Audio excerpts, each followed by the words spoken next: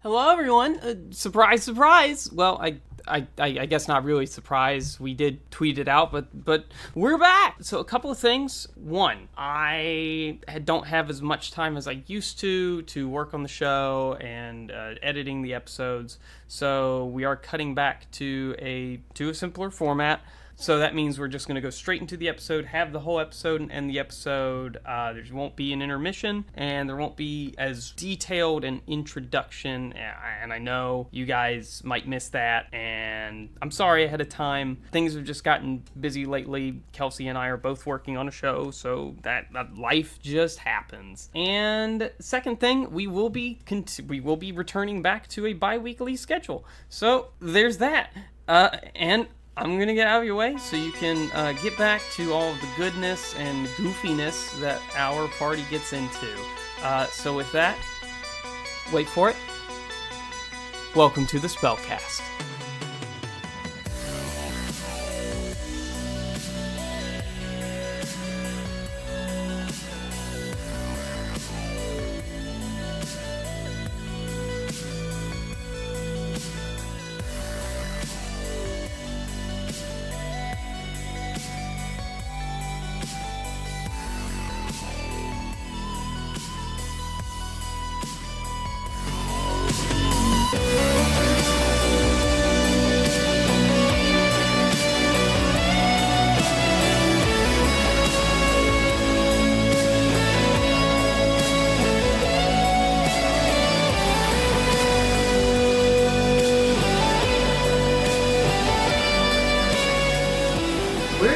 Off BT double. Investigation is potentially like. All right, we just finished shopping. We got what do we get? Like the magic potion from like. I don't remember. It's a potion that we were making fun of Sweeney Todd style. Remember the magical peddler that was peddling the. Yeah. The lotion. Yeah, the lotion. Oh, you got the lotion. You did the identify on it. Listen, we confirmed that it puts the lotion on its skin. Yes, stop. It has some transmutative properties to it. It doesn't tell you the ingredients. It tells you if a spell was used to create it. There was no spell per se used to create it. It does is transmutative. It does exfoliate the skin. Mm-hmm. It does seem to improve eyesight. Seems to do things related to hair. Improve eyesight. That was not something I remembered. There's also a small side benefit, like a small side effect, may induce sensitive taste. Interesting. Sensitivity to taste. Other side effects include, but are not limited to. Yes. Quick aside, but I swear to God, one time when I was like in my early 20s, I was watching TV, and there was an advertisement for a pain reliever, where they were talking about its uses, and one of the things that you use it for is to relieve headaches. And one of the side effects, the first side effects they list is headaches. Yes. And I'm like, why? what? I love those. Or like the antidepressants, where it's like if you start feeling extremely depressed and suicidal, you may want to contact your. That's why I was contacting my physician in the first place, was to get this medicine to help me. Yeah, no, it's. But the lotion does not cause depression, right? Right. That you know of. Yeah. It just experiences me to taste differently. Oh my god. Sensitive taste. But yes, you finish shopping in the wide. All the little kiosks have closed down and packing up, and the what's-his-face and his friend he calls Victor have carried the cart off. On your list that you have told me that I wrote down from the last time, there are 5 points that I have marked. Visit Glyn, visit the Teenager Guild, quote unquote, because it's too long, I'm not going to fucking say it again. Visit Jidankle, visit Augusta, and the award ceremony, which is, in a couple of days. So that's kind of like when we get there. Anybody else we want to see? Because we already spoke to everybody we needed to, right? We filled in our sides of the story. Yeah, I think so. I think you did. Yeah, at least to the guild and to the organization. Yes. I missed Jidankle. He's a good guy. Let's go pay him a visit. No, you guys can, if you guys want to go do that, I'll go talk to Glyn, and then maybe we can meet up at the Monster Hunter League. No, I have a number of reasons to see Augusta, so I would be doing that first. Okay, Thiathel, what do you want to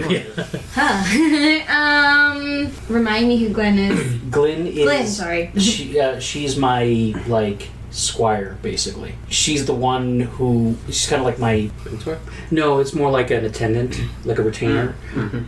Nanny. Yeah, I mean, sort of. She's actually the daughter of my nanny, And so she's been attacked.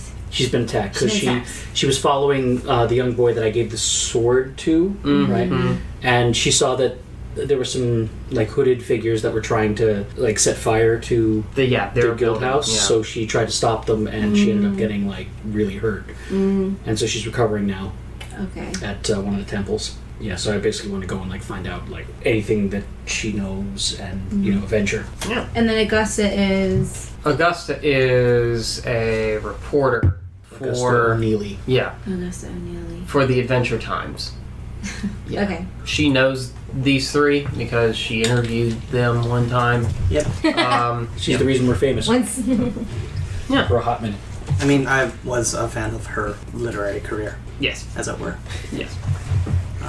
I mean that in all seriousness. I'm not really, do they do, it seems like a lot of effort to do, how the New York Times has little portraits of the writer's night. Yeah. It seems like a lot of trouble. I don't think they do that. So I probably wasn't even sure that Augusta O'Neilly was very attractive. They might have one. They might have one carved into wood print, like they do with the printing press, and then they might do that into tile, especially for prominent ones. That's probably congratulations, you don't suck as a writer, and you're still with us. Here's your personal tile for your portrait in the Adventure Times. Nice. For your likeness. Yeah, I would see that as a thing. You're so good, and you've been with us for a few years. We think you're going to be with us for a few years more, so that people. Okay, then Ront just forgot. Okay. And you are going to Judankle? Okay. So let's do. Everyone roll a d20. Let's see who goes first. Story initiative. I'm willing to pass because mine is not nearly as Oh, come on, in the spirit of it. I'm gonna roll this. Do we add our charisma to this? Hey, look, I got it. 2d6. Well, all right. 15. 15. Okay. 9. All right. Natural 20 where it doesn't count. Okay. This means you get priority. Yeah. All right. So Thiathel, where are you going? Actually, I want to go and see Glyn. Okay. I want to go see Glyn. All right. So Conall, you break up from the rest of the group. All right, see you guys later. They all head off in their own directions. You start asking around. You have to kind of start asking around for the campaign office of Judankle. So you look on all these posters, you see if there's an address, because it also serves as a registration office, because voter laws in fucking Baldur's Gate are weird, and they haven't been regulated, whatever. They use diabolic machines, don't they? Yes. They, Cobalt machines. Cobalt machines, yes. Little kobolds. Literally, that's it. It's a kobold, pulling levers. The kobold pulling levers, poking holes in paper. Sometimes he doesn't get the hole perfectly. Those hanging chads. Hanging chad. So you finally arrive at an address, and it is, funnily enough, the old tinker shop that Benson and Wayfair incorporated or whatever. Really? Yeah. It's the old tinker shop. The signage has changed. It's the tinkerer is still there, but you can see in front of it in gaudy Joker font wood letters is Silvertooth, and then in the standard block art font that was from the old sign Tinkerers. So you see Silvertooth Tinkerers and hanging from a banner just underneath of it, and campaign office as if temporary. But yeah, the door is open. In fact, you can see Seymour rushing out with just a pile of papers stacked almost so high that you cannot see the top rim of his Coke bottle glasses, as it were. But he's runs right past you, carrying like an armful of posters and like a little tin of glue, a little flask of glue, and like a paintbrush in his other hand, and he's just jogging down the street. So he runs past me, right? He runs past you. Any yeah. flyers falling behind him? Yeah, there are flyers. Can I follow the flyers behind him inside?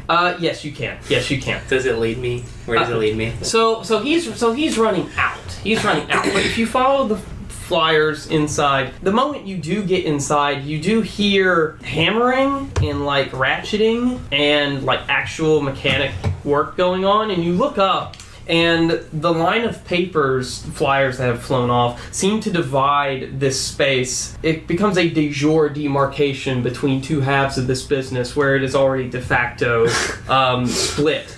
You have on one half a complete tinker shop, working on like designs, blueprints, and shit up everywhere. And like dwarves sitting there and gnomes scratching their heads and arguing with each other over like some designs and such. And on the other half, it's just a maze of bureaucracy and wooden square offices, like cubicles, just like papers flying, people yelling at one another, and sitting in the middle with blueprints on one side and a very grungy gnome covered in oil pointing at this blueprint on one side of him, and the other side, this spruced up looking elf in a suit, standing tall over Jadenkel, basically his scroll floating next to him with a quill. I shouldn't say gnome, it wasn't a grungy gnome, it was a grungy dwarf standing next to him. She's pointing at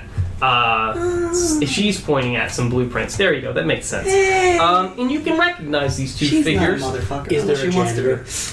You can see mopping up oil. Is there someone that happens to speak in what we would call a French accent? No, you don't. What was the janitor's name? Fuck me. Oh god, No, that's the dwarf. I just remember how he spoke. He spoke scruffy. Oh, Joe! That's right. Yeah. So you can see behind them in the back, sweeping up and mopping oil and papers all into one weird, gruesome paper mache into like a receptacle.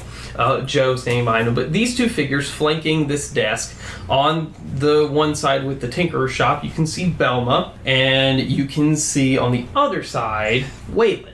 And Wayland is very careful not to get anywhere close to the grungy, oily side. And in fact, whenever Belma leans over a bit too far, the pen flies down and sort of tries to poke at her a little bit and to scare her off. But sitting in the middle, trying to juggle these two people vying for his attention, is Jadenkel Silvertooth. That was his name. Yes, and trying to make decisions between these two. So it's like, even though there's stuff flying around, you could say like it's rather quiet except for like the small like conversations happening between people and like the flyers. Small conversations happening between people, the flyers, and also the hammering and the tinkering going off and the yelling on the right. So I'm in the middle, right? You're in the middle of all I just yell it real loud. I'm looking for someone very important. Has anybody seen Lonnie? Everyone stops what they're doing, obviously, and turns around to turn and look at you. And Jadenkel sees you, stands up in his high back chair, bounds over his desk instead of getting down, just jumps on top of his desk, climbs down, bounds over it, and runs towards you, just his feet following the line of papers, almost one for one, foot for foot, foot for page, I guess. And he runs up and he just readily shakes your hand. He's like, Conall, how you doing? It's been forever since I saw your face. Jadenkel, I couldn't tell this was your place. I didn't see your face plastered on it enough. I'm not gonna lie. Where's the gold? Well, we're trying to work on that some more. I'm actually gonna have we're thinking about getting a horse and carriage, right? And like having a wizard up top speaking out of a megaphone using thaumaturgy at like 300 decibels to announce about the election. So how long has all this been going on? What? How long's all this been going on? What happened? You're going for Duke? What? Yeah, well, I mean, the application process has been going on for a long time, and I've been waiting for, the appropriate campaign moments to really jump in and, announce my candidacy and whatnot. And, I don't know, really started driving up ever since Dampnut over there announced that he was running too, that little slimy bastard. So, yeah, what, who is that? Everyone gets real quiet. Some of the goblins in the shop, sort of like very pointedly like duck their heads down, like don't pay attention to you. Like Thelma rolls up her blueprints because she notices that she's not going to get any answers for whatever she's asking for. You can't tell. Oh yeah, hi Belma. She waves courteously as she goes back over and yells at a gnome for using a monkey wrench incorrectly. No, a simian wrench. A simian wrench. There you go. Using a simian wrench incorrectly. Waylon steps up towards you, very, very careful not to cross this paper trail of a boundary line that Seymour created. He says, Lord Tweetery Dampnut is, shall we say, a business rival with Mr. Silvertooth. And his efforts to be part of this election, I feel, are strictly self-indulgent. He views this rivalry between the two as his personal game he likes to play. He cares not for the policies and trite goings-on about the city. Just leans ever so close to Jadankle. You're Jadankle. Leans ever so close to Jadankle and goes, what did you do? Why? I didn't do nothing. I just think I have a lot of good ideas for the city, things to make it great and wonderful. But I don't know. I feel like he's just in it for the money, And he's like whipping up a bunch of crazy radicals everywhere here and there, trying to drum up a bunch of fear with this whole infernal thing going on. And I know that's like infernals. I use that word correctly. Your friends are blaming. He's nice. Everyone's nice. I mean, they are in good company. Let's be honest. But so that leads me to my next question. Where's Lonnie? Oh, Lonnie? He's supposed to be. He's supposed to be up at Cake. Or at cooking by the book, securing promotional assets, as it were. No! No, I want to find Lonnie.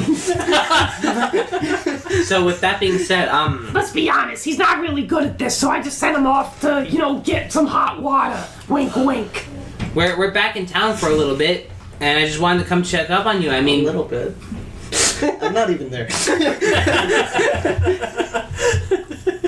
For a couple of days.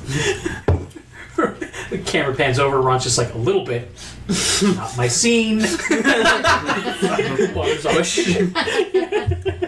the kind But I just wanted to see how you're doing. I mean, gosh, it's a lot to take in. It feels like a lot's changed recently. Yeah. It's a lot to take in. I could really use all the help I could get. Say, I have an idea. I could spend all day telling you about my policies and how I got some great ideas to change the public transportation system here in the city, and how I could increase trade and all this wonderful stuff. But let's cut to the real chase. You guys are famous. I could really use an endorsement. I know you guys are my friends. Are you kidding me? Oh, no. Ront was just talking about this. He would love to help you. He sent me personally to come to you. That's why I'm here. Perfect. Well, we'll figure out what sort of big things we can do and whatnot. Actually, between me and you, I think Halexan egged him on, because Halexan misses you just as much. That's fine. I know he does. That's fine. I like them both. They're both good kids. Both good. You all good kids. You know what we need? We need some kind of banner that's pedaled by a bicycle. Sorry, is that the term we use here? Yeah, sure. Yeah. Foot powered, you know, because I feel like Yeah. that was Ron's specialty back at the Yeah, he was restaurant, very right? good So at yeah, that, he was yeah. great at that. We could like get some kind of banner or something. I That am goes going to across the city. suplex you like a train. I think it's a great idea. We could work on it. Definitely. Anything you need, Jadangle. Like I owe you a lot for taking me in, like introducing me to them. Like Well, look, the election's in almost 4 days now. Clock's ticking down. Look, I'm gonna be speaking to the public sometime coming in the next week. You know, my final push, as it were. But Dampnut, Dampnut, let's fuck it, I'm tired of being correct about his name. Dampnut is gonna be hosting his own little, he likes to call them rallies or whatnot, I don't fucking know. But he's gonna be hosting one here after the award ceremony, the day after. So, I want you to go. I want you to listen how crazy this wacko loon is. And also, why don't you, if it would really help it, if it really helped me, if a couple of, maybe 3 really famous figures in Baldur's Gate's recent history wait to, as it say, I don't know, offer some sort of vocal challenge or protest, as it were, to his chicanery. I have nothing against that. Not at all. Not in the least bit. Sounds like the best idea I've ever heard. But real quick, where can I find this Dampnut? Well, I think he made his campaign office his personal estate. And over where is here. that? Oh, it's still very, now it's called Dampnut Estates. But, used to be owned by another family, but he bought him out. That's how he's able to run, you know. Bought land here. Doesn't really live here. My conscience says which family? Very good question. So there are a number of different manors here. You are already familiar with Porter, right? Mm-hmm. You're already familiar with the manor of Sarah. Remember Sarah? Yeah, I forgot her last name. Familiar with them. There is a... They were related to the Porters, weren't they? Or I think so, yeah, something like misremembering? yeah. She was like his niece or something like that. You know, there's a Ferris Manor. You know that Jadenko has bought himself a manor in the old Silver Shield estate, which is the largest estate. So of course he can fucking afford it. However, let's pick a manor that I don't want to pronounce the name more than once of. Nice. There we go. Here? The old Nerthamus Manor. Not hummus? Not hummus. Yes, the old nut hummus Manor. New Thumbus. The new food, man. Nutella? Yes. The old Nutella Manor, the old Nut Hummus Manor, the old Narthamus Manor, Northamus, whatever. It's gone now. It's been sold to Lord Tweedery Dampnut. It is, of course, the second largest estate in Baldur's Gate. But you can find that rather easily. Perfect. All right. Jadenko tells you that his campaign office is set up there. Good to know. All right. Thank you so much for the information. Do you have any messages you would like me to pass on to Ront and Hal? Oh, just wish them the best from me to them, please. Send them lots of thanks. Yeah, for send them helping lots out. of thanks for helping out, for being good friends, and I want to see him again. I want to treat them, you know. Oh, you will. You'll see them very soon. I'm gonna go get them. Oh, wonderful. Beautiful. All right. That's Thank you, you. Jadenko. I will see if I run into Lonnie on the way, although I doubt it. But Well, he probably hasn't left there. Probably hasn't left cooking by the book. I forgot that's what it was called. Yes. So who was next in line? Oh yes, Glyn. So you and Thiathel find the temple to Ilmater. In fact, you're standing in front of this beautiful stone temple. It's not super large. It pales in comparison to the Temple of God, which is the god of artificers and the god of invention, the god of creators. Yeah. Yeah. Okay. Yeah, there you go. Yeah. So yeah, the largest religion in the largest temple in Baldur's Gate is the one to the gnomish god Gond. I think it's a gnomish god, but it's to artificers and inventors and such. Huh. So yeah, fun fact. But it's in the temple's district, which is near Oh, the that's not actually good at all. yeah, which is near the guild. But the Temple of Ilmater is not brutalist, as it were, but simple. Ilmater is god of suffering, god of pain. They're also healers. His worshippers are, so there it makes absolute sense why Glyn ended up here. So you darken the doors to the temple. First room you come into is the main. It just opens into the main worshippers' hall. It's 2 floors. You can see that there is an upper floor, and you can hear through the wood above you some moans of the suffering people who are sick, hurt, etc. In fact, when you look up and you hear some of these moans, it's rather quiet in the lower floor. There is no service going on. You can look up and see that bits of the wood above you are stained a little bit red from old patients, just bleeding, Right. blood that stained the floor and it's just seeped through. They try their best to clean it. I mean, it's an old temple. What do you do? But yeah, you can see the stone steps off to the right leading up to the hospital wing, I guess let's call it, the floor of this temple. So, given this is a temple to the goddess of pain, Oh, god of pain. a god of pain, I will. I'll drop my illusion disguise when I walk in. I just feel like it's more appropriate. Yeah, I've been having it up as we were like walking around. Oh, that's right. You can do that now. Okay. So yeah, I will just be like Mr. Knife Man. Sure, yeah. And I'll. You're greeted warmly by the attendants there. I mean, the attendants to Ilmater range from extremely somber and, I guess, submissive to the fact that death and suffering and pain is all around them. So some of them are downers, but there are a few that are like very hopeful, new acolytes, new initiates that are there. I'll try to find one of those hopeful ones. You do. Excuse me, I'm looking for a young woman under your care. Her name is Glyn Wyville. You come upon like a 5'5", short. Not a pixie cut, but like very short cut haired raven haired young woman. She's happy to lead you up to the hospital wing. You can see a line of a wall of scrolls there in front at the very top of the stairs. She picks one up and you can see there's parchment labeled underneath where they are. She finds one that says Glyn's name. She unscrolls it and she looks around and then she puts it back up in the rack. And she leads you over to this bed across the way. There's a middle line of patient beds that are dominoed into one another. And so you cross through these aisles, you cross to the other side. She's actually positioned next to a nice window, looking a low roof on a nearby next door building. And in the distance, you can actually see the high hall, the big council 4 chambers, the governmental building. But she's sitting there and she looks like she's resting, taking a nap or so. The curtains next to her, they have these rods in the ceiling that they can pull to extend curtains to give patients some privacy. They're pulled back. She's asked for that so that she could have the light from the window. How does she look? She looks pretty damn bruised, pretty beat up.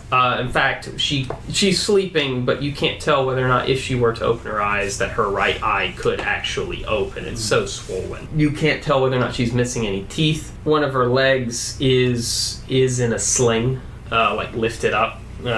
Maybe a fracture, maybe a sprain, you don't know. It's not in a cast or anything, but it is elevated. And her left arm seems to have fallen asleep instinctively gripping her left side of her stomach.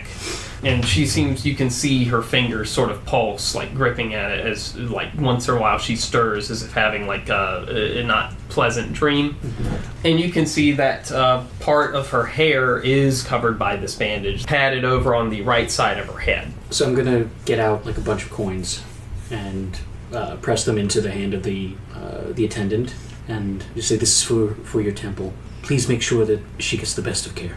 Oh, sir, no worries. We treat all of our patients equally, with equal respect. She is receiving the best of care that Ilmater can grant us the time to give her. In terms of temple donations, we find your... So I'm going to release the hand, and there's 100 gold pieces there. Oh, sir. Sir, I... It's called Big Blade Energy. She just fucking bows and just runs off and takes it to the temporal treasury or whatever. And I'll turn back to Glyn. She's still sleeping. She is still sleeping, yes. I'm sorry, Kelsey, can you say your character's name again? Thiathel. Thiathel. I could remember the Thel, but I couldn't remember That's fine, the just say that, Thel. Do you think I should wake her? She seems rather peaceful. So, I know, but I need to know what she knows about what happened. So, like reluctantly, I'll go and kind of like pull over a chair or something. Actually, are there chairs? Yes, yeah, there are very simple wooden stools, so nothing with a back. I'll get a couple of them, one for me, one for Thiathel. When you set down the chairs, the knock of the wood against the floor, she seems to stir a little bit, as if maybe the sound or the vibrations traveling up through the bed have awoken her, and you can see that her right eye cannot open. So you're sitting on her right side. So she sort of breathes, catches her breath, wakes up, and so she has to physically turn her head over to the right to be able to see you with her left eye, which is open but not like bright and bushy-tailed. It's okay. It's just me. This is a friend of mine. Hello. Thiathel. She nods and weakly says hello. Weakly, yes, that's right. How are you feeling? Like I gave him a good run. Yeah, I would hate to see them right now. Honestly, there were a lot of them. I didn't get a few good hits in. How many of them were there? Well, there were about 10. That was before I picked up the 2x4 in the alleyway. And then there were about 6 more standing when my 2x4 broke in half. How many were on the ground at that point? 4. I can still do math, Master Wynalder. I taught you damn well. Did you see any of their faces? Or were they all masked? They had these hoods over their heads. You couldn't see their faces, but you could see their eyes at least, or where their eyes are supposed to be. Eye holes circled in gold. They all wore these damn cloaks with a symbol of Tyr on it, but it was weird. It was as if the scales were balancing on a vertical eye, and the hammer was placed in one of the scales, which tipped it all the way over. I've never seen anything like that.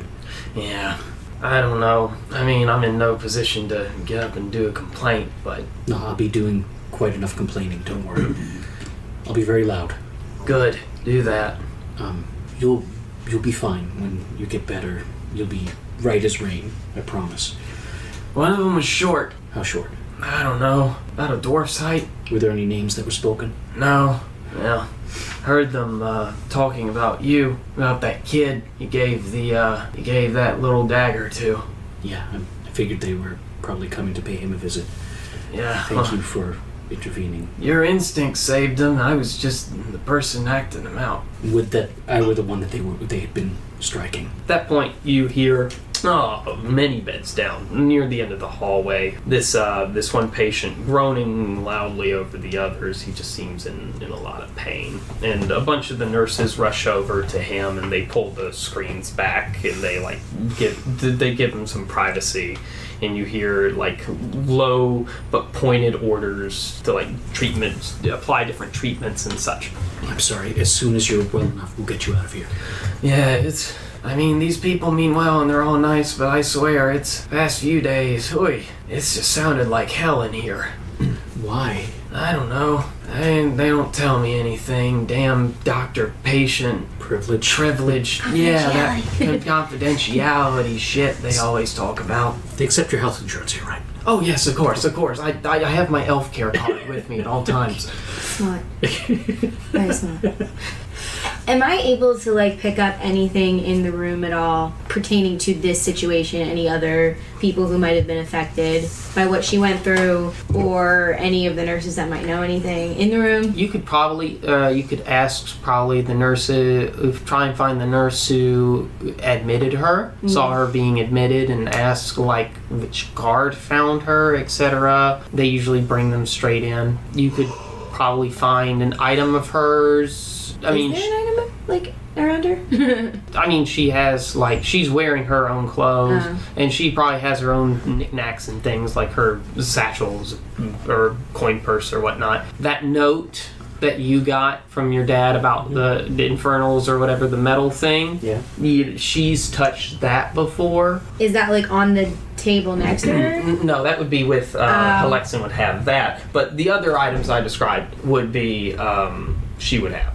Am I able to touch them and see if I can get anything out of them? Well, sure, yes. You touch some of her items. You don't get anything initially. It feels like you would have to try and use some sort of spell to get something. Like, you're not getting anything naturally. You would have to use, like, a spell to sort of glean information if you had a spell that does that. Okay. Do you? I have. Feel free to, because I have identify, I have detect magic, detect thoughts. I mean, detect thoughts. If she's willing, you can target her to see if you can probe her memory. that might be good, because there might be a detail that she caught. Yeah. subconsciously. Yeah. I'd allow that if you want to try and use that to, like, probe deep into her mind. Yeah. Glyn, right? Glyn. Glyn. Yes. I'm gonna keep calling her Glyn. Okay. Miss Glyn, Yes. would you mind if I took a look into your thoughts? Sure. I mean, everything's foggy for me right now, so I guess someone else's mind's eye would be better suited. She's remarkably like up for this. I know, right? She's like, yes! She's much wiser than I am. Prove my mind! All right. So, resist. I'm gonna cast detect thoughts on Glyn. okay. When you cast Detect Thoughts, initially you are aware of a lot of different thoughts go within like 60 feet of you Yes. or 30 feet of you, something. Yeah, it's 30 feet or something 30 like that. feet is... A lot of thoughts around you are flooded with like a lot of pain and suffering. It's horrible. It's a hospital. And then there's this just hissing pain over down from where the loudest is the guy that's been yelling and moaning, and that's where all this pain is Do coming you mean from. literal hissing? Yes, you do hear like a literal hissing coming from that direction. Like a snake? Like a snake, coming from over in that direction. This is surface. And then you probe deep into Glyn's mind. And you find that you're able to, I'm just going to paint the picture. You find that you're able to sort of freeze frame in a sort of ethereal diorama of this event she's talking about. And as you walk through the setting, it's like you're holding a lantern, and everywhere within like 5 feet of you like starts to gain a little bit of color and loses this ghostly etherealness as if it was buried in a mist, a form-shaped mist. So as you walk around, you can see all of these people. 4 of these individuals lie on the ground holding their heads, trying to get up. You can see this hooded figure, short hooded figure, grasping Glyn, picking her off the ground, just barely. He seems to be holding something in his hand, but you're not close enough to get there and like hold your little, I guess, just get with your aura of divination, get there and figure out what it is. If you were to get closer, you can tell more about this scene. The other 6 are starting to grab their friends and start to run away. But it's a freeze frame. But you can see Glyn on the ground being picked up by the neck of her shirt and being held by this shorter figure. Is there anything particular about the shorter figure? Like, can I see his or her feet? Anything particular? Hands, like jewelry, rings? Yeah, when you bring it closer to the hands, you can see that he was holding in his hands a dagger. And you can see that the dagger has an odd sheen about it. Like ethereal or like demonic? Not ethereal, not demonic, like an odd physical sheen of like it's coated in something. Oh, okay. It's not like an aura, like an actual... Okay. Yes, could be poison. I mean, maybe. It's not of any specific make, it's just a standard dagger. part of the short figure's hood has been ripped in the fight, and you can see that from the left side around near his jaw. You can't see his full face, but you can see this big bushy beard. Color? I would say it is a deep red. Can I see his skin? Yeah. Anything particular about his skin? It seems dry. Yeah, super dry, mature skin, as it were. Jesus. And sort of pale, as if it hadn't seen a lot of sunlight. Okay, but a big red bushy beard. Big red bushy beard. Great big bushy beard. Yes. And is there anything around Glyn, like anything that has fallen out of her pocket or anything particular surrounding her of importance? I mean, there's the broken 2x4 that's in half lying next to her That she used. Okay. to defend herself, yeah. Oh! You do see something odd on the ground. Okay. Over next to one of the fallen ethereal figures. As soon as you walk over, you realize it's another hooded figure whose hood is just covered in blood. Just blood soaking into the hood. It's just now a very dark red and in some places pink. But next to, lying on the ground, next to where he is a broken jar of sorts with this purple liquid oozing out of it. Is it similar to what is on the dagger? It's not similar to what is on the dagger. In fact, the purple liquid looks familiar and the jar looks familiar. You look around at the label and you can see what was the label on the ointment, the lotion? I didn't write it down. You can see. I said the Ivanhoe stuff because that's what it sounded like. Yeah. It's the purple lotion oozing out of a cracked glass bottle on the ground Interesting. in the alleyway. Okay. And then one last question. The shorter figure, the red-bearded man, Yeah. how tall would he be, respectively? I'd say he'd be around 4'8". Okay. All right, yeah. That's all unless there's anything else. Nope. There's nothing else of significance here. Great. You zoop out. Okay. You zoop out. You can still hold detect thoughts if you want to. You can hold on to the I guess because it's a concentration spell. It was up to a minute. Yeah. So that would take about a minute. So there you go. Your spell fades and all of the screams and the hissing and the pain fades away. Well, I tell all of that to you immediately. So the ointment was on the ground. Yes. Did it look like somebody had just like fallen out of their pack or something, or were they about to use it? I'm not sure. The lid was still on the jar. It just broken, like the bottom had broken. Like it had it had fallen out. Yes. Okay. Yeah. It looked like it had fallen out of someone's pocket and fell to the ground. Well, unfortunately, that ointment appeared to be very popular, but that gives us a place to start. Yes. Also, the dagger was covered in something. Don't know what. She was holding her left side when we walked in. Is she still awake? She is still awake. Glyn, You were holding your left side when we walked in. Yeah. Did he stab you? Yeah, that's where I got stabbed. Okay. well, I'll make sure that he gets stabbed there as well. That'd be great. Yeah. Repeatedly. It's very hard to stab someone with a 2x4.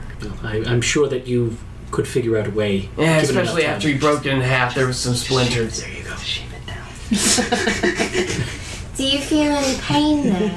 Yeah. The acolytes say that might take the longest to heal up. Do you mind if I see it? Yeah, sure. She's like so ready for it. Yeah. So Yeah, sure. Prove my mind. Look at just my so boobs. DT get medically inspired. Yeah, they've got her on some, some opioid based. Yeah, Definitely. some elven morphine. Yes. So she lifts up. So sure, it's great. Right. It's great.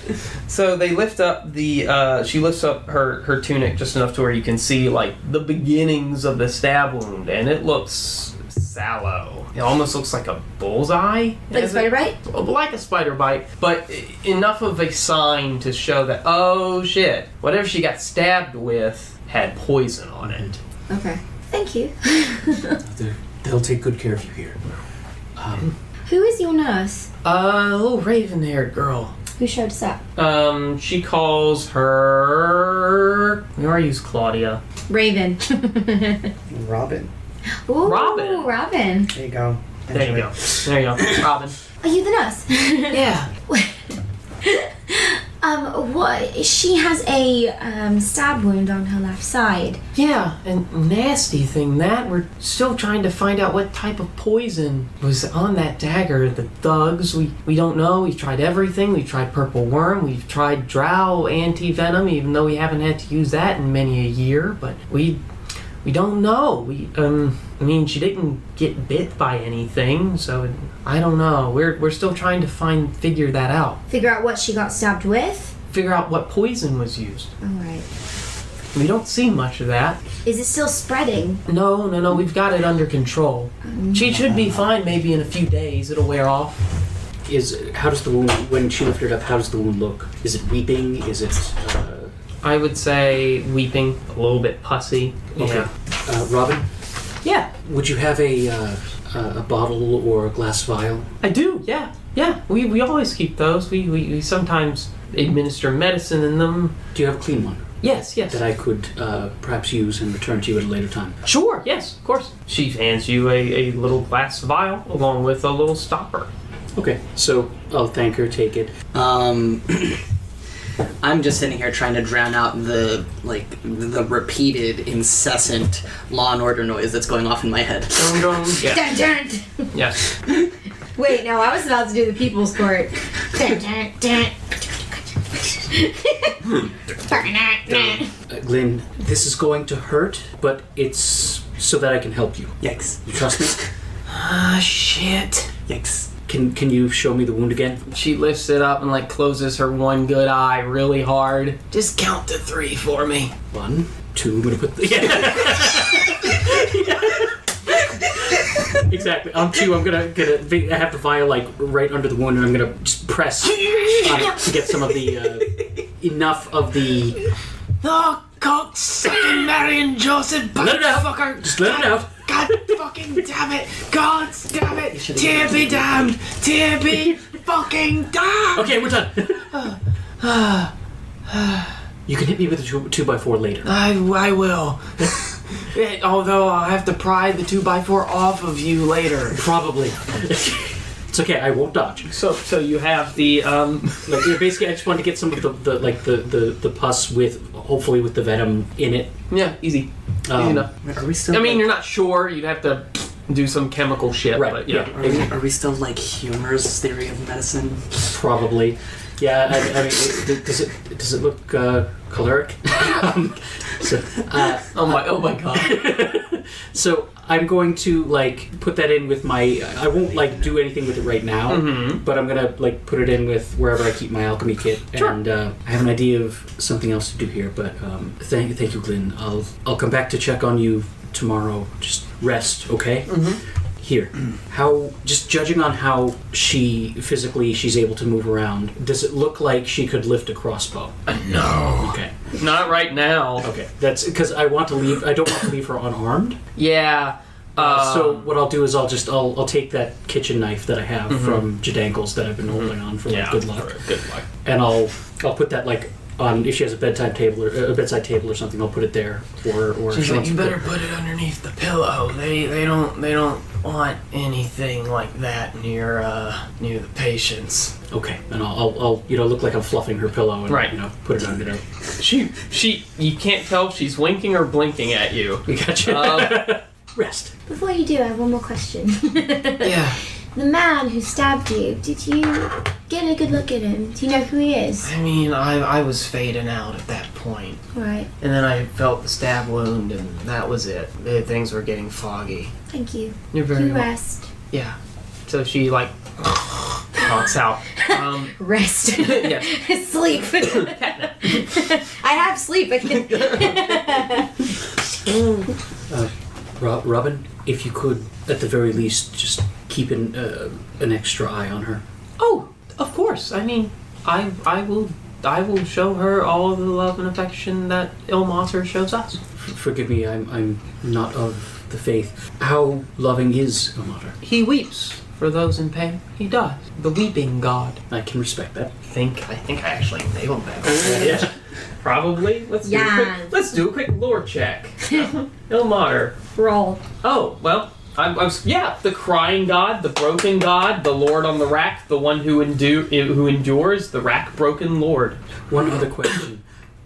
I'm familiar with worship of Tyr, but Glyn described a symbol that I've never heard of before. And I'll describe it, how it had the hammer tipped on its side and putting the scales out of bounds. And there's a sharp inhale from Robin, thank you. Robin Raven. Raven. There's on the rooftops all day long. There's a sharp inhale from her, and she says, "Is that who attacked her?" I believe so. Oh no! Oh, this is very bad. They're getting more anxious now, getting more brave, I guess.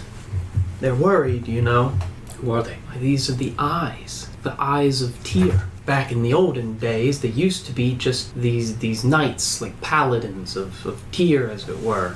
That order is long gone, and there hasn't been a need for them in a rather long time. And so this the Silver Gauntlet takes care of that. So now this is a revival? I guess you could say that, but it's not as godly, I would say. Well, no doubt. Now I'll look back at Glyn. Would they perpetrate violence in a house of worship? In a house of worship? Like this one? Oh, I don't know if they would try. Our temple is larger than theirs are, and we usually have some guards on task for the more, she sighs, disturbed patients that come in that darken our doors. And she kind of side eyes the patient who's screaming all the way at the very end of the Now, I understand confidentiality concerns, but what is wrong with him? She looks around to make sure none of her... Roll me a persuasion. Sure. This is going to be against her confidentiality. It's not going to be hard. She's young. She also looks like she really wants to get something off her chest. Total of 20. Oh! All right. She looks at you. She says, "All right. I never told you this, okay? And please don't go spreading this rumor. I never tell something told to me in confidence. That young man is a lord, and his father brought him here to see if we could somehow help him. The personal physician couldn't figure out what to do, and so he brought him here. He's disturbed, keeps having nightmares, but the worst is looking at him. It seems he's changing. Changing? Yes, like one moment and it could just be magic. Like 1 minute I'll look at his... So I'll even interrupt her there and be like, he isn't growing scales, is he? Well, see, that's the funny part. I would go to check a bandage, and I would peel it back. It's almost as if there were scales underneath the bandage. And then I'd let go, and then I would go back, and I'd peel it back again, and it was just his skin. But he's not well, whatever it was, and he mumbles at night. I say this in the interests of not only your safety and the safety of everyone here, but also for his well-being. Recently, I was part of I was one of a number of people who came across others who exhibited changes, physical changes, in which they grew snake-like scales. Really? Yes. You see a doctor, a priest from down where the man was coming towards, walking in your direction. He's wearing vestments that make him a higher rank than Robin is, and he seems to be coming towards Robin. He's about, I'd say, 40 feet away. He's not walking very fast. You have maybe 30 seconds. I'll come back and talk to you more later when I come to check on Glyn. If possible, can I have the name of the Lord? Sure. She quickly tells you his name is Sigmund Guthmir. Sigmund Guthmir. How far away is the screaming Sigmund? He's about 60 feet away. How far is he away from Glyn? He is from you, and you guys are not too far away from Glyn either. So so as soon as as soon as she says that, basically as soon as she's finished saying the name, I'll a little bit more loudly say, "Thank you very much for all of the care that you're showing to Glyn. Like I said, please keep an eye on her, and I will be back as soon as possible to check on her, and if possible, I will. Do you accept food donations? I mean, we are always welcome to accept anything that is given to us in the church. Robin! Yes, please. One of our patients needs attendance. I need help. Some of the orderlies and I need help restraining him. I'm very sorry, Monsignor. Yes. Snape? No, Monsignor is just fine. I did not First name Mon, last name Signor. Mr. Senor. I'm so glad that my hospital care has reached someone. He'll ought be praised. Yes, him ought to be praised. I'm very sorry for taking so much of Robin's time. I simply want to make sure that my friend is very well taken care of, and from everything I can see, there's no better place in Baldur's Gate than here. Oh, there isn't. The crying god shares his healing tears on us all. But may he keep weeping. Yes? Praise Sithrak. And he takes Robin and goes off, unless you have something. No, that's it. Thank you very much for Thiathel. Thea. Yes. Thea. That's the thing I have to Thea? remember. And then Bell. I'm terrible with names. It's alright. Thank you, You Thiathel. can call me T. T. I have a friend named B. I do want to make one more stop, and then perhaps we'll meet up with the others at the.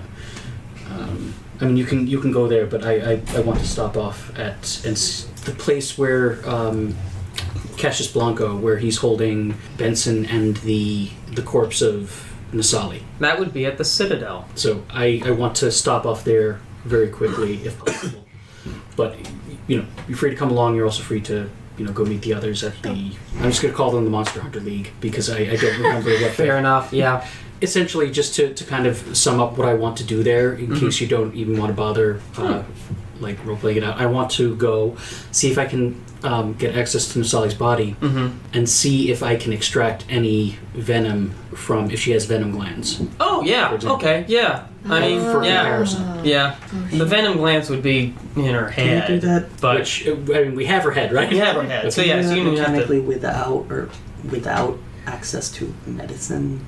I mean, You could give it a try. Fair enough. yeah.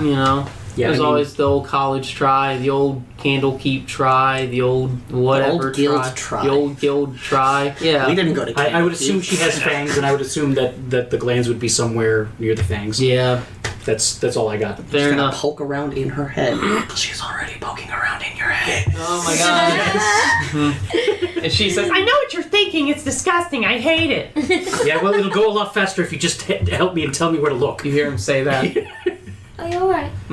Yes, I'm perfectly fine. None of us know. I just nod. Okay. No, you know. Do I? Yeah, you know. He talked about it when you guys were No, but we didn't confirm it.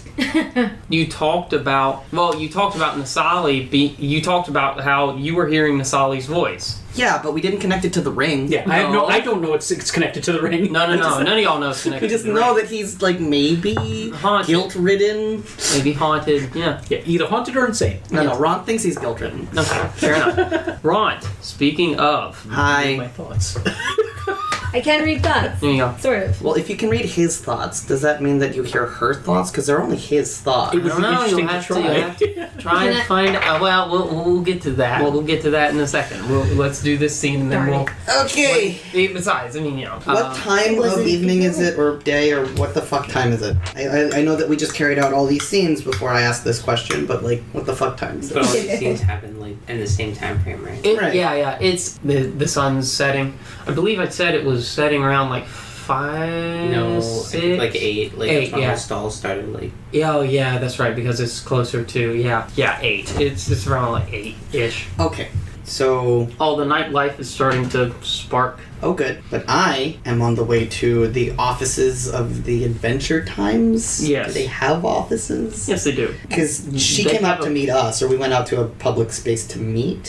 She came to meet you. Yes. In a private room at the inn. Yes. In a Yikes. private meeting room at the inn. Good. Yes. They do have a printing office. That's where they print their papers and such. Okay. Yeah. Okay, so I go there. I don't even know, because it is late. It is late. Is there a clerk or literally anyone to talk to? No one's there. Woohoo! Scene over. No. It's closed. Right. Okay. You have these tool proficiency, right? What? You have these tool proficiency. Do I? Did I take that? Did I fucking take that? I did. I wonder you got in so easily. Harry, keep a lookout. Oh, that's right. I do have Harry. No one's around on the street. Well, I look around. Is it like one corner of the block? Is it like just this whole building standing alone in the middle? It's on the corner of the block. Okay. I'll knock loudly and wait for about 15 seconds. Okay. No answer. No answer. I'll look around. No posted notices or anything. Just the front of the printing office of the event. And the last paper, that was up. They'll print that. Right. Are there any windows above? There are windows above. Any visible light through them? Do an investigation check. Okay. Y'all playing D&D now, out here playing vampire. What's your blood pool at? It's full, but I won't talk about where the blood is. Oh. 24. At first, you think it's just a reflection off of a window from a nearby street lamp. Mm-hmm. And then you see it move inside. You realize it's a candlelight, or something small, like a candle, moving about on the second floor. And when you follow it around, you look to the side and you realize that there is a window open on the second floor. I'm still wearing a chain shirt. Oh, God. Do you wear around town? Yes. Okay. Valid. My friend Ken, actually, when he used to play a paladin, he insisted on sleeping in his plate mail. Yep. Fuck that level of exhaustion. That's right, yeah. It was a second edition, that shit didn't happen. Mm-hmm. So, does that second story window look even remotely climbable? It would be a difficult one. In fact, it seems easily accessible if you were on the roof of the building across the street from it. What's the building across the street from it? Or across the alleyway from it, I guess. It's just seems to be like the resident of some servant of a patriarch. Do you have Harry with you? Fuck. Why would you not have Harry? Yeah, you know what? Just hi, Harry. Harry's a little busted. I'm not gonna lie. Hey, you waited Thunderstone level after Thunderstone level to get here, and now you're here. Enjoy it. Mm-hmm. Started from the bottom. Now we're Harry. Yeah. All right. So I'll fuck it, Harry. Yeah. I hang on to Harry and I go, up, boy, up. Because I talk to Harry like that. I don't. Yeah.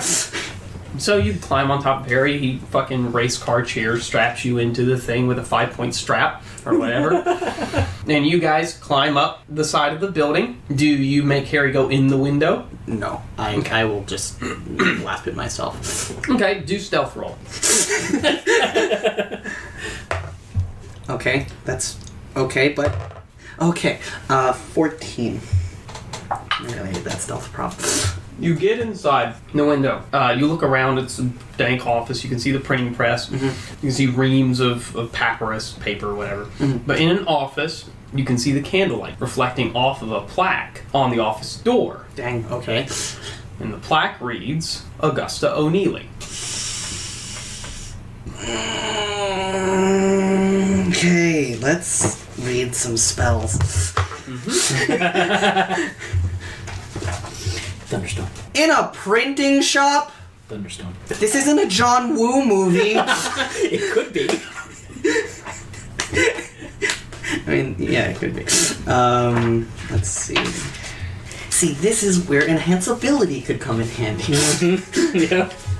Why am I like this? I have nothing to help me. I'm going to attempt to quietly make my way over to that door. Roll me another stealth check. Yep. No. 5. You make your way over. It is dark. someone has left a stack of papers on the floor, and your foot trips on it, and it goes all strewn across the floor. That is not good journalistic procedure. No. You see the light candlelight go off. It's not good journalistic procedure, but it is journalistic procedure. It goes out. It goes out. Okay. Do I have... Am I blind now? No! Nice! It's good to be a half-orc. It's good to remember the good things about being a half-orc. Yes. Okay. So that happened, and I'm going to continue to proceed. In what way are you continuing to proceed? Advancing. I am advancing again. Wait.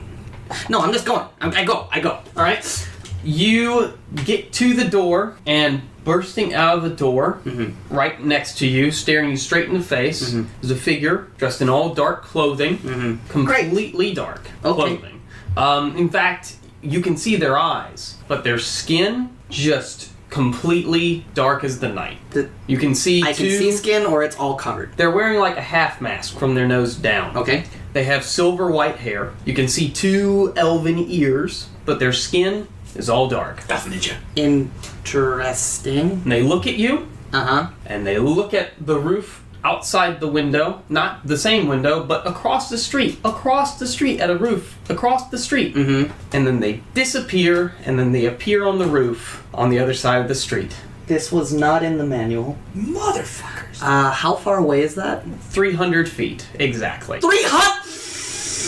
And you want to roll me Arcana check? Yeah, sure, okay. 25. They have cast Dimension Door. Okay, sure. Does Dimension Door actually create like a visible thing? I think it does, but it only admits them. It does. It only admits them or one other creature Of their choice. Which is like, fuck that. Which they won't unless this is the start of a doujin I was reading the other night. Okay, well, that fucking sucks. Do you have any spells that are that range? I'm an artificer! Do you have Expeditious Retreat? Yeah, I'd love to run 60 feet. Dash 120. While you're contemplating how literally fucked this situation is, yeah, she goes away. That you can see her dashing across the rooftops, and then you can see another figure following her, behind her. Does it look like, at this distance, can I tell if he's garbed similarly? Roll me a perception or investigation or whatever. If it's investigation, it's 9. If it's perception, it's not. Okay. From this, you can see that the figure is was actually silhouetted against a chimney, watching her run, and then all of a sudden it flings out its coat and it leaps into the air and it's silently gliding behind her. And every once in a while, it will land on a roof. But it will still be watching her. It'll flip out its cloak again and follow her silently behind her and just dot to dot, manner to manner, right behind her. Tell me where the heart fire is. Okay. Not going to lie. Elf ears. Black garb. White hair. Long. Androgynous. Female. Actually, you know what? Doesn't matter. Either way, that was hot. You think you've had a run-in with a drow.